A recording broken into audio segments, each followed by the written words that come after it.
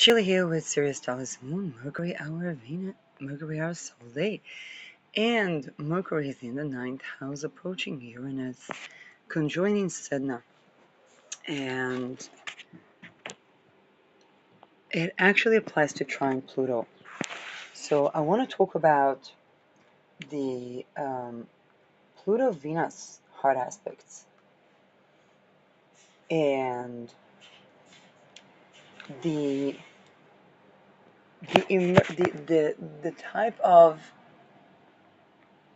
power of tree that is happening there, and both its healthy and unhealthy forms. So Venus is a union, and when we think about union, we think about numbers that divide in two. We think about something that has, if you think about Venus as ruler of Libra, is the even side of the scale. We balance the scale with something that definitely divides into two, and two that we balance and polarize, by the way.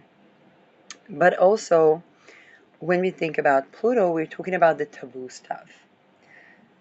Pluto-Venus hard aspects, Pluto-Venus aspect in general, Pluto-Venus hard aspects are the taboo between two, and this is where Pluto is a generative planet. It's the cells multiplying. So when there are big taboos between two, we will have a third emerging. And and this is where whether it's business relation, romantic relations, friendship relations, the union of two, which is Venus, and it can even be between the self, because let's say Venus in Taurus would be the self-pleasure or self-pleasure may, and that is somebody wants to be with themselves, then there is a third party between them and themselves. And then that relates to some sort of a taboo that is even taboo to the self. Now, with the Pluto sextile Neptune, it can be what we didn't know we didn't know. Now,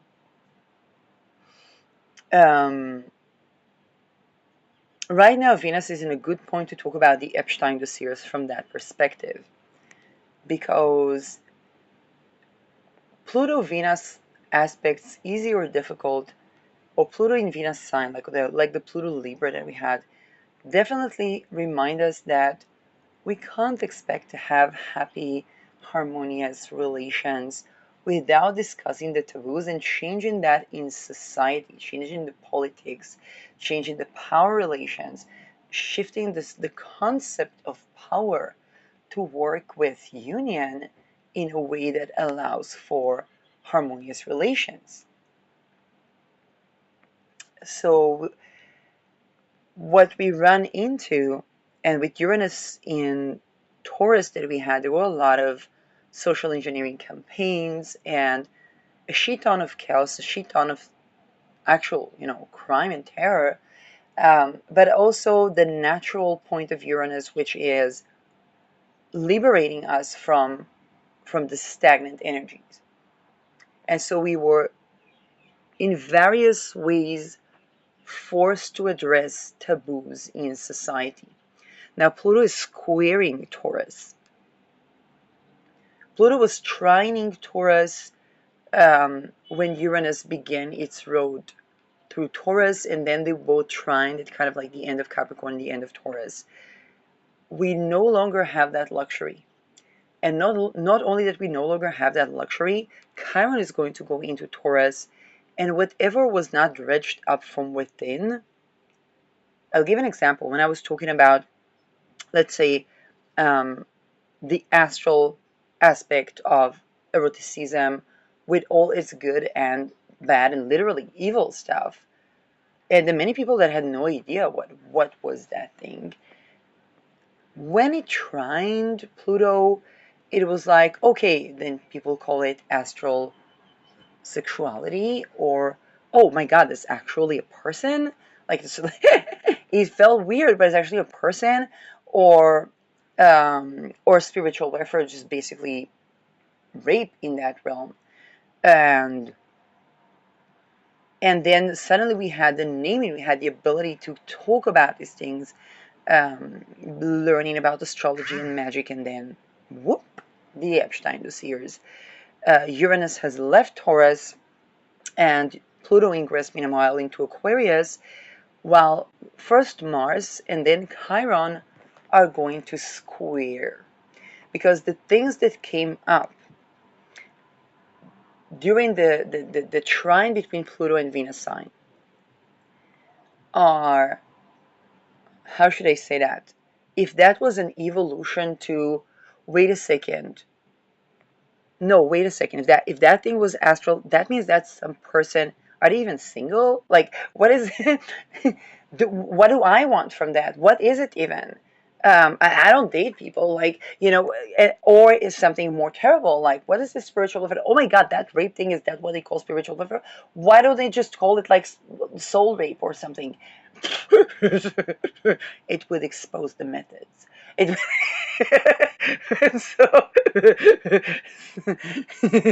so people ran into the taboo, and that taboo was lying dormant, where somebody, I don't know, were trying, women trying to connect to their vagina or whatnot, and those of them that had a vagina and so on. But the many taboos around the things where we haven't dredged up began to surface, and we began to actually do something about that. We began to actually, whether it's going from misplaced arousal to relaxed arousal, to trying to see how do we tend to the stagnation within our body that had to do with some sort of violation that we could have been dissociated with from as infants, and we try to work within the existing paradigms, where that visible or hidden third, whether it's between the self and the self, or with people that have relationships, um, the fact that people were unaware and were still trying to name things was basis for communication from a more fair ground. Um, then we discovered that there were actual, Peter rings that were capitalizing on that for their own agendas. And this is where we leave the trine to the square. This is where addressing naively the actual relational issues, sexual taboos, the possibility that people were raped as infants by some sort of occult rite that they never chose to be a part of. They were infants, and the effect that that may have had on the sense of self, relations, or the lack of, and even children, or the lack of. And then that thing suddenly exposes a big megalithic, gigantic something that was used in completely crimes against humanity related context. Now, the square is going to be first with Mars, where the gruesome things were wealth consolidation on resources.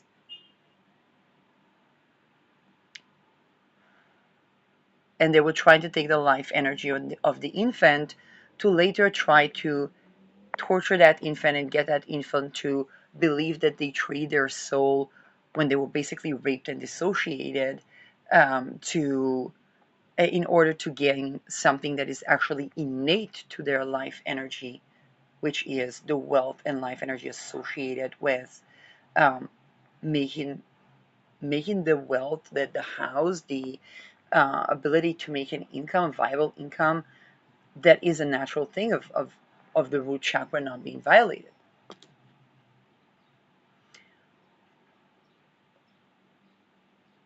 And then Chiron, which we are going to meet at a crisis where what Chiron needs to curate the wound of, let's say, being raped as infant, is in disagreement with whatever Pluto is doing in Aquarius.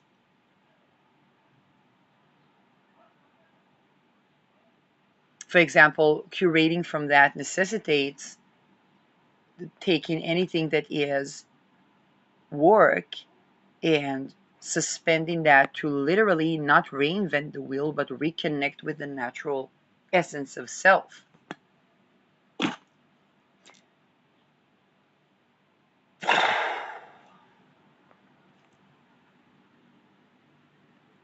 Now, this is where, and in the place where that's not possible, people will not be able to judge the crimes against humanity that the person that doesn't have the access to heal commits.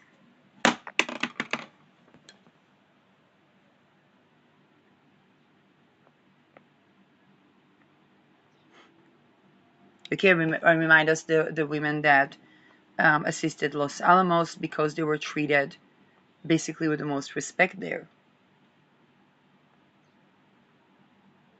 That's a tender thing because Pluto is closing a cycle with Aries, and that agreement is a humanity level. It's not a one or two cities level.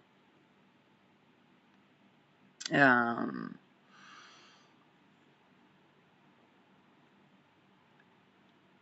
the two that evolve into a tree is basically the taboos that were not addressed between two show up as a third party to the situation.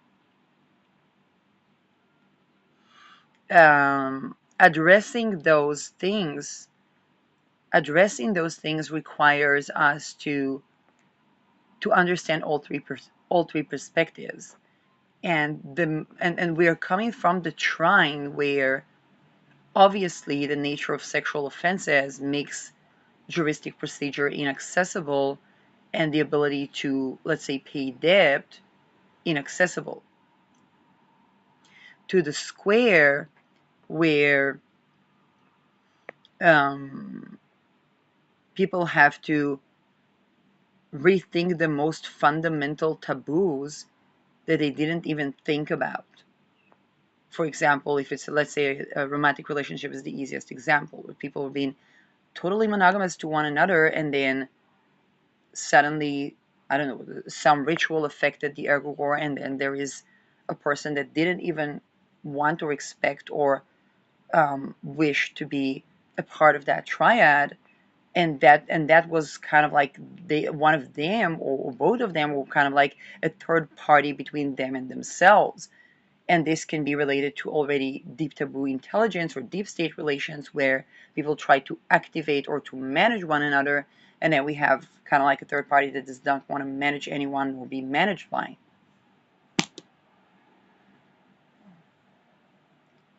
And there's like, of course, if people are to do with these type of fields, they are not able to work in two when they don't allow a union that is sovereign. Okay? They do not appease Venus, namely.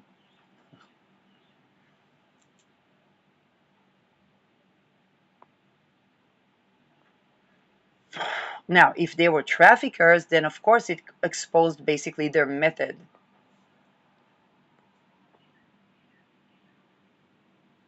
Um,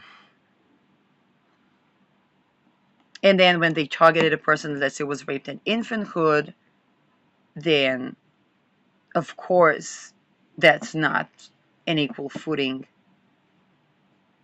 and that's this intense power abuse that they might not even be aware of just how intense.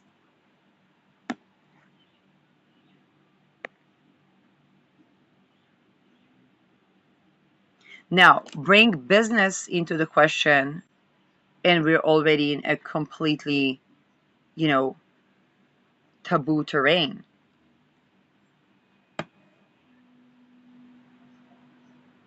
Um, these type of things are in square with the Chiron, and the Chiron returns for Taurus. And this square will continue through Chiron in Taurus. which means that the upcoming Chiron Beta Persei that is expected in, let's say, if you think about 2018 to 2026, since I know it's an unusual cycle of Chiron, but let's say 12 years from now, Pluto would be at around the end of the end decan of Aquarius, while Chiron will be around Beta Persei, probably a little bit before that. So we're gonna be in some sort of a square relations towards the entire Chiron in Taurus. The bad news is that Chiron Beta Persei is going to be somewhat square Pluto. The good news is that Chiron and Pluto are not going to agree when Chiron is on Beta Persei. Because the curation for Chiron on Beta Persei is kind of obvious, is death of all the rapists. But Pluto will be closer to Deneb Algedy and remind us that the rapists were generated by an MK Ultra project where they were exposed in infanthood to basically rights that made them sex offenders. In any case, rape cannot continue, and of course people cannot expect to have harmonious, happy, loving relations within that context. And of course, rape cannot continue. So we are talking about an argument of the how to abolish rape, with Beta Persei inherently turning rapists into stone, and Pluto being about wealth redistribution and reparations for the MK Ultra, which both the raped and the rapists are eligible to.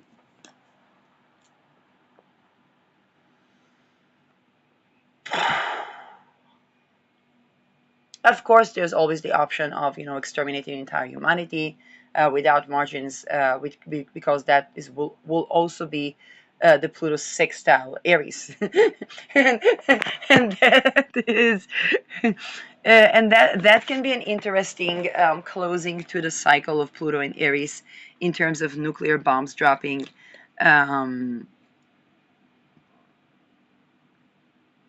Now,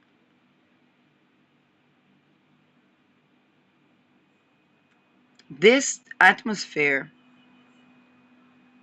kind of like, let it be for the people that work with Venus talismans, or the people Venus in Taurus talismans, because there's going to be a trine to Libra, but it's not going to be in harmonious relations with Taurus.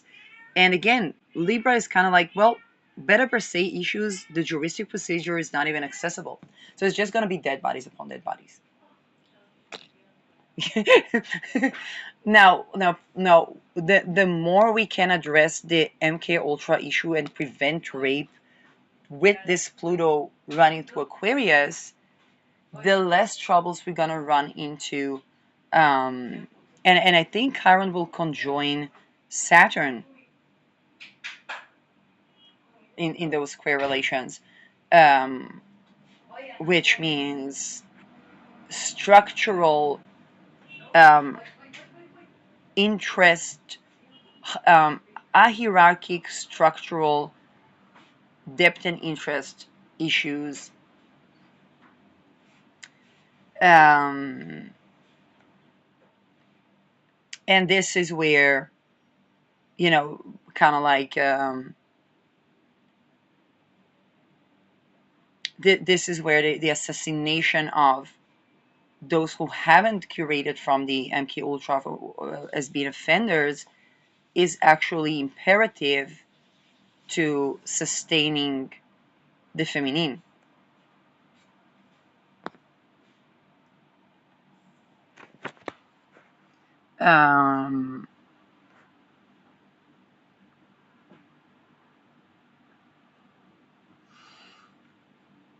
More things that I can think about.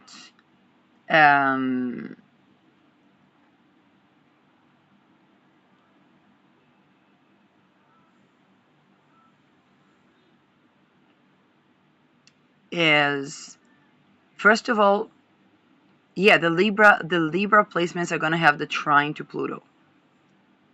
So there may be laws that are like more supporting women, but they might not be accessible in terms of the juristic procedure. Which means again dead bodies upon dead bodies. It's kind of like the duo, the ladies to Los Alamos, but only to the men that treat them well. What did you expect there to happen? And like people can't be raped. Um,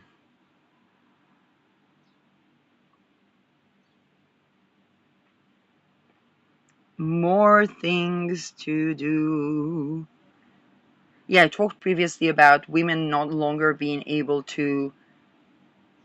Women will no longer be agreed to be judged by the standards of, why am I not a skinny white lady or something like that. Um,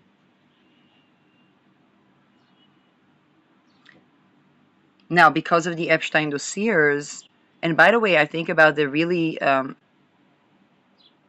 should I say that, almost sarcastic, saying single white woman prior to the Epstein dossiers. Now, I'm not saying that the women that used that were always Epstein affiliated, but just think how insidious it is when we talk about the Epstein dossiers that infiltrated every sector.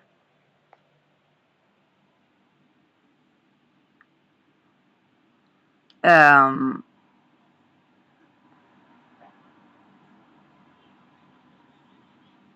and this is where, kind of like think about how skinny white woman it is to blame it on the other, on another woman that the business is. And by the way, I I had an incident where I was not aware of why was somebody that I was supposed to be an apprentice of targeting me, and then I was like, okay, she said she was tortured. It looks like they were torturing her as well. So of course I was furious, but I was also like, there's something happening here that they're torturing people to try to put them out of business.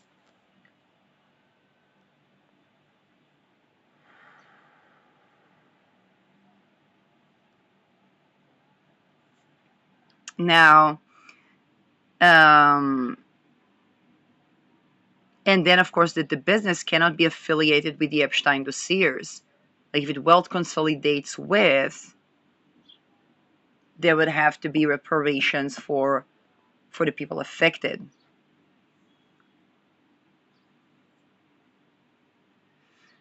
Um, but reparations not just in terms of monetary, but actually in terms of the ability to be safe and free as a woman. Because that was what was denied. The ability to heal was denied by these dossiers. Um,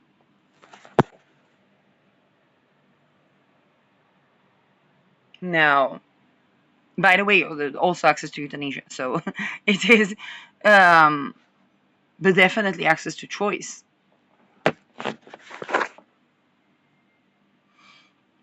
Now, this is kind of like the spirit of the sky is the spirit of the sky. Um, the lovely things we can experience from Pluto Libra is a lot of nice rules, but with the square to Taurus, um, there can be an accessibility issue. And then, depending on where Venus is where we would have remediation or not. To that, the Venus is sextiling, let's say, Pisces, trining Libra, sextiling Cancer, none of which is going to have like significant major events. And by the time Uranus ingresses into Cancer, we're already way into the square of Pluto towards Taurus. Um, Word of caution for Libras that want to keep the head intact. Basically, don't expect people that the juristic procedure is not accessible to them to just do Spica. And I'm saying that wearing a Spica talisman. Okay, this is the most eloquent way in which I can say that. Um, yeah, because that is it's going to be it's going to be perceived as being a part of the torturers and gaslighters, even if it was not intended to be so. Um, Other things is the challenge of embodiment to the intellect of Libra, or the embodied intellect. And this is a good exercise. The try to access the embodied in regards to your Libra placements. And you'll see what I'm talking about.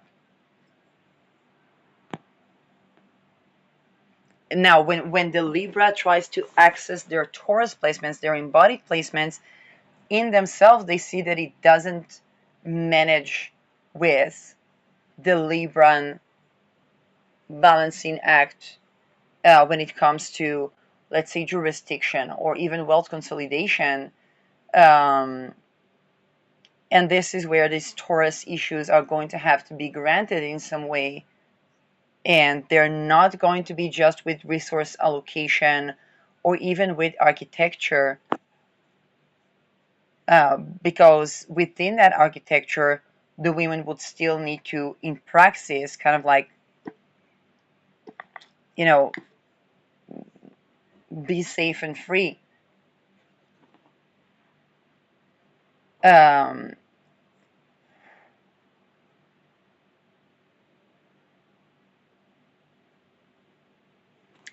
and if they're not, it's dead bodies upon dead bodies. Like it's kind of like the best, safest course of action for a woman is to befriend an A-bomb, you know, project or something. Um, and I guess there's going to be a great influx of women to these projects, and there are going to be also a lot of assassinations. Let's say if women are trafficked, there's going to be a lot of assassinated people, because that would probably be like a way to assassinate people that they think they're going into some sort of I don't know what, and then they end up, decapitated. And this is also where Pluto and Venus would agree, where Pluto and Taurus would agree. Um, I think it's still traumatic settings anyway. So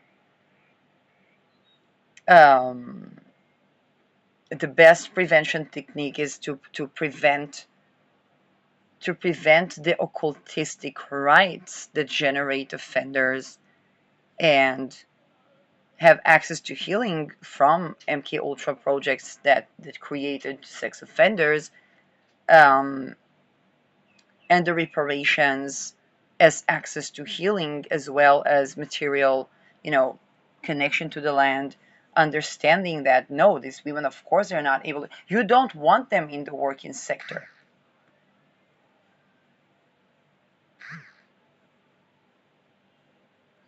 Like, let's admit it. But also not denying them the ability to work if they do want. That's the point of curating from the sexual trauma and the occultistic rites of basically raping the infant. Um, on the Libra, it's going to be overwhelming because Saturn exalts in Libra, and there is no when an infant was raped, we cannot talk about karma. And if, for example, even the spiritualists that talk about incarnations were raped as infants and need to sort the wheat from the chaff, because we don't know Magha, we don't know the clergy, we don't know the spiritual gurus. Um, okay, and think about, the gurus that were affiliated with the Epstein dossiers. Then we need to sort the wheat from the chaff when it comes to them talking about, let's say, reincarnation, because of course a lot of that was used to justify them raping infants, or them raping and trafficking and so on and so forth. Um, Deep, heavy topics. Mars is going to have, again, the opening square with Pluto, and then yes, it's going to be, of course, opposing Scorpio, and with the day charts. And again, to do the unification of the sex, we have to abolish rape. So since we're not there yet, the day charts are going to experience that quite tremendously, particularly for Scorpio, that really focuses the energy emotionally, intimately, psychologically, intellectually, profoundly, and occultistically profoundly on, let's say, one goal or one person. And although they can have a lot of things that don't necessarily align with that, this Mars is going to really be challenging because it's a completely opposite Mars to Scorpio. And if it's a day chart, it's also the malefic out of sect. So, or the malefic out of sect. So, or malefic, yeah. So this is where, um, unlike Saturn, which could be kind of like a way in which a day chart could see it as a karmic test, or something that is some sort of like a graduation or something. But for Mars, it is simply going against the grain of the entire day sect. On the most psychosexual level taboo thing, it was like, well, you're blaming a raped infant in.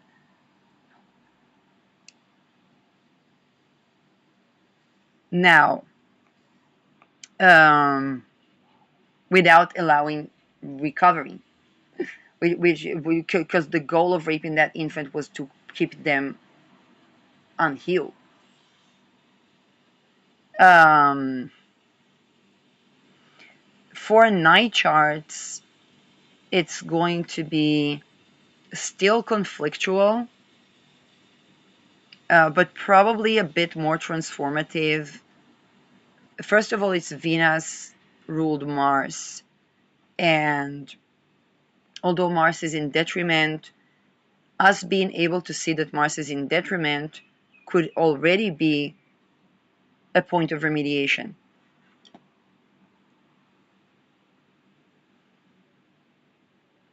Um,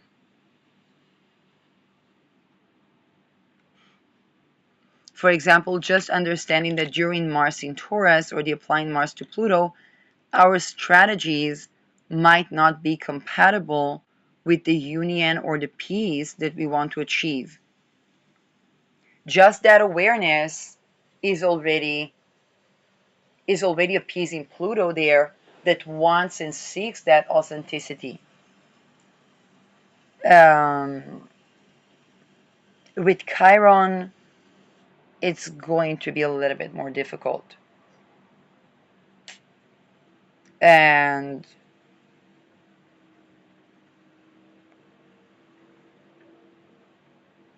that can be wounds around the Venusian. So it can be appearance, it can be self-worth, it can be the ability to access self-pleasure, um, the ability to access the self, but from a pleasure perspective, from a union with self perspective. Um, the ability to be embodied. It can affect the voice. And the square to Pluto, while being a hard aspect, is also a disagreement between the Chironic wound and the Plutonian quest for authenticity. For example, if somebody cannot access their own self pleasure as the self as embodied, it's very difficult for them to appease the authenticity that Pluto requires regarding sexual taboos. That in itself, just think about the fact that there is an entire mini generation with Chiron in Taurus. How can we expect them to know if they're monogamous or not?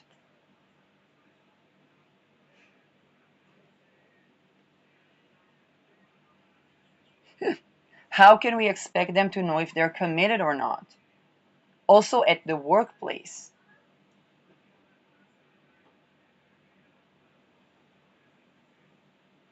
Um,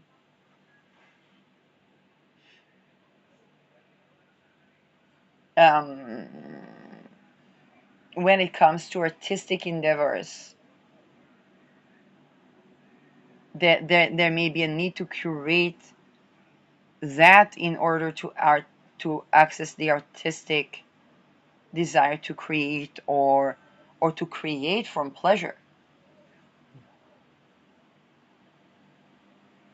And so some people, for example, like in retrospective, I understand that I may have had an argument with a Chiron Taurus, and I said, no, I want to create from pleasure. And they were like, I'm creating music. In that case, it was only when my relationships are unhappy.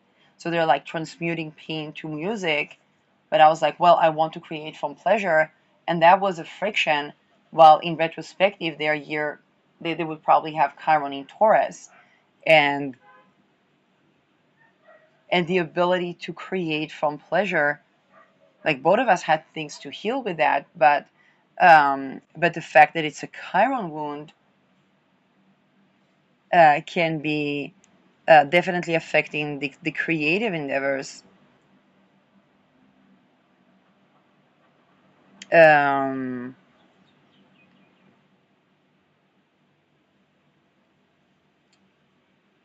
Now Pluto requires authenticity, while chiron has to access the embodied to be authentic.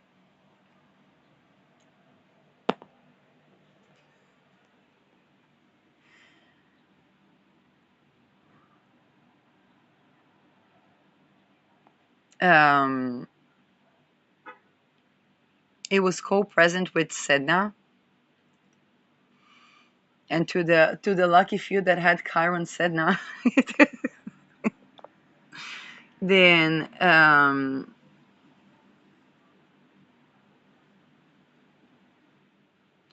yeah, to the lucky few that had Chiron Sedna, there may be a wound around trafficking. Those could be the CIA children, or the MK Ultra children, or the pink fluoride children, the Stargates. Um, and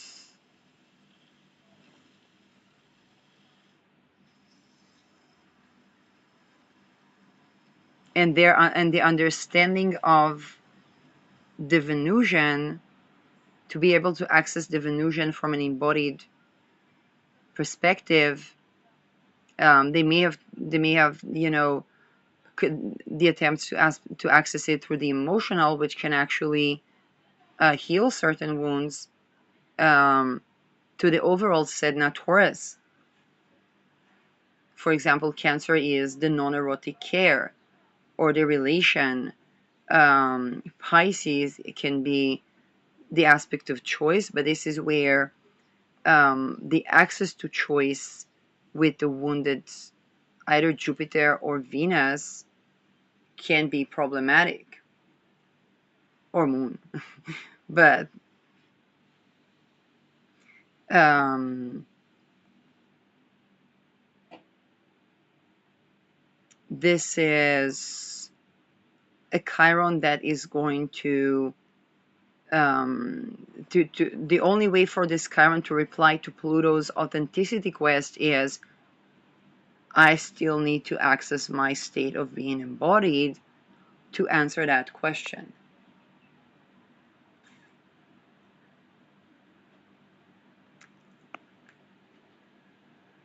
Um, it's true to any Chiron Pluto aspects, but this is but this is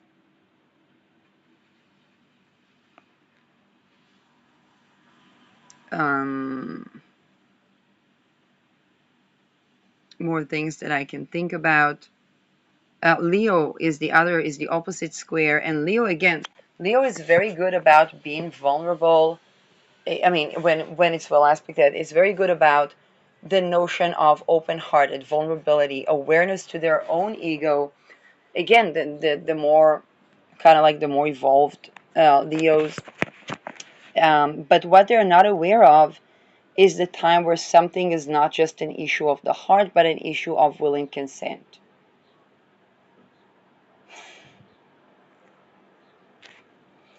And I'm talking about also when it pertains to them. Okay, it's not about them being an offender. It's like no, because they are trying to treat things as issue of the heart, where the sexual boundaries, let's say, were violated. But let's say it happened to somebody they really love, or they so they would try to address that the wound as well, we couldn't stay together, or they are only this or only that, but it's actually an embodiment issue, that the sexual boundaries were violated, and it was not just a true or not true, cheater or wanting more or not, or even about self-value from any point, but rather the ability to access the yes, no, and maybe, and have that honored. I think a lot of the arguments between placements of Taurus and placements of Leo have to do with that. Um, Whereas the Scorpio might try to access that as a vehicle for regeneration, or try to see kind of like try to somewhat bypass the fact that something was rape, even when it happens to them. Like this was my coping mechanism. It was like, that's not the sex that I'm looking for. That I was like, oh, I'm not into you. Amazing, but why were you even trying to be with me? And I never even consented. It's like, that. Yeah, that's way cool. Like people can be. I don't know if I'm into you. Like, I I need to have an embodied state of union to be able to say that I'm into somebody.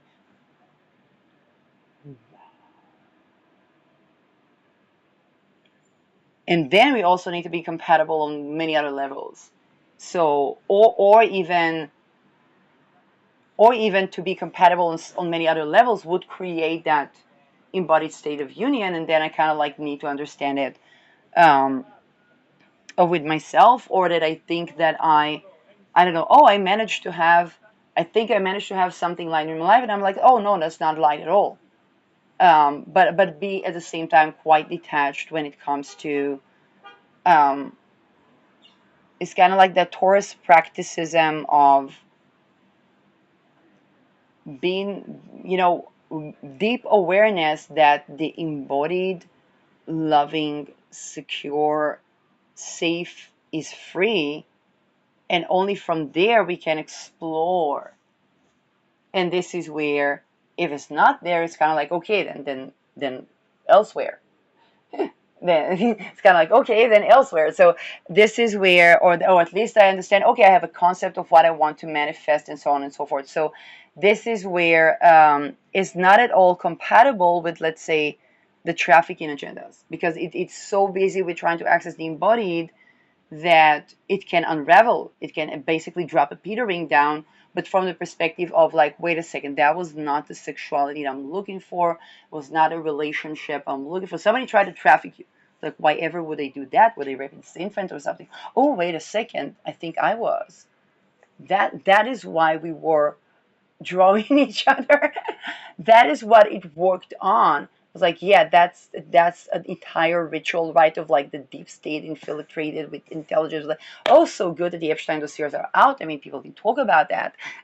And so, while Leo will still try to manage the vulnerability of the heart, where the practicality of Taurus or the regeneration of Scorpio would be elsewhere. Now, with Aquarius is kind of the pole of um, the farthest from the sun. So with Aquarius, we think about, for example, okay, what about people that have unusual looks, or intersex people, or how do we access all these Venusian things, or how do we make all the joy of Venus accessible also to them? Well, Venus will see it from an inner perspective and say, well, the technology of, let's say, Aquarius can adapt, um, and be in the spirit of will and consent. So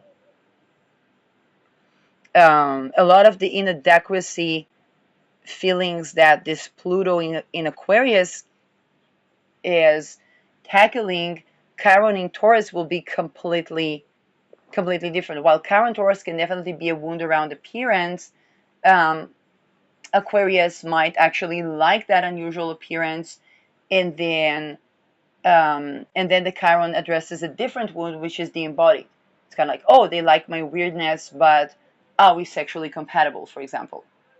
And the good thing about the square is that it can create a meeting of, um, how should I say that?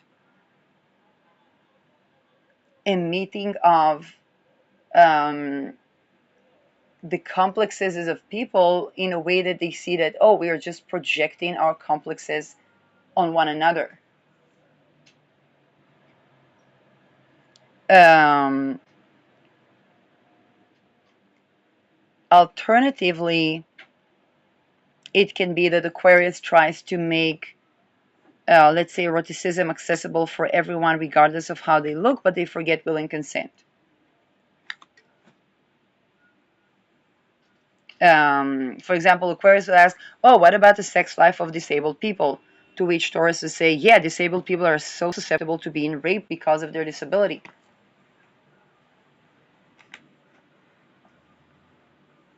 And this is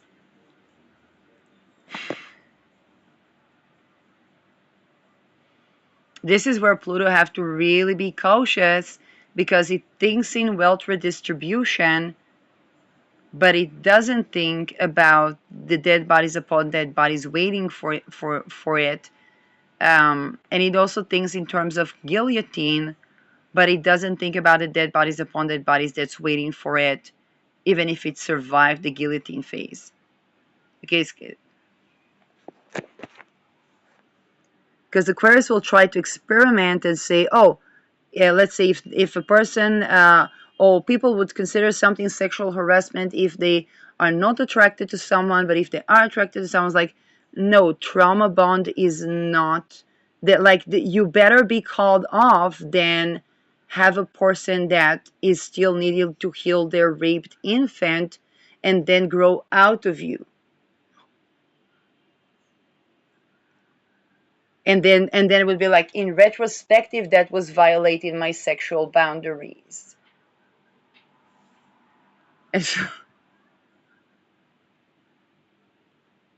and in retrospective, it had an effect on my ability to have an income, my ability to have a house, um, my ability to feel a part of society, and my will to live. And so, um, yeah. And so it's like, okay, if we think about wealth redistribution, where are the reparations for that?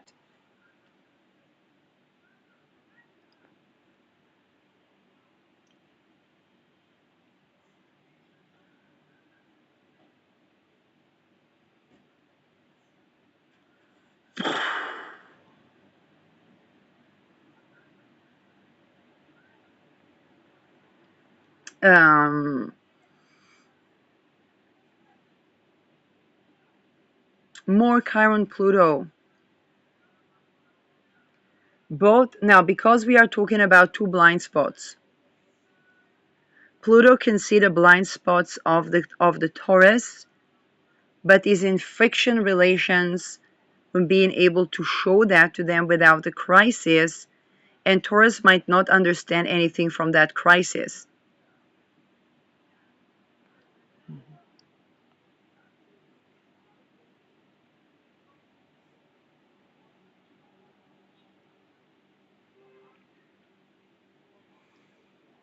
Um,